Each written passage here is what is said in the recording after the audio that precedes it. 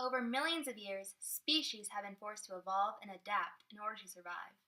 Did you know that the peaceful and mighty whale evolved from an ancestor that once lived on land?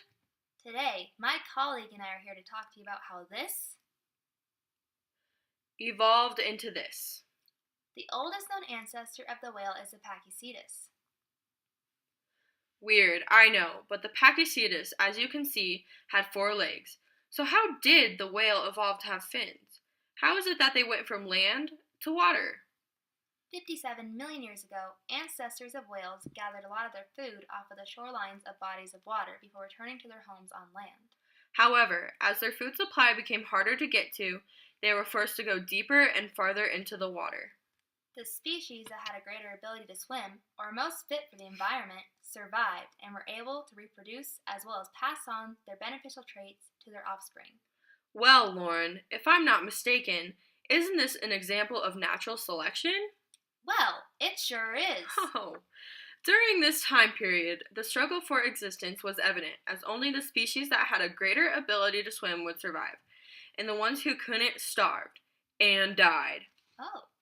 Eventually, as the use of legs were no longer needed, the descendants of the Pachycetus mutated and evolved so that the next generation had a greater chance of survival. This is an example of adaptation.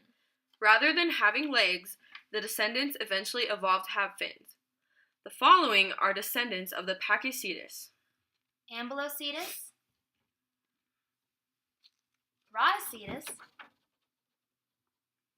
Dorodon,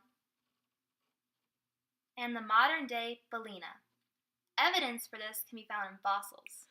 Paleontologist Phil Gingrich found a 52-million-year-old skull of creodonts, which are wolf-sized carnivores, with characteristics of the oldest known whales.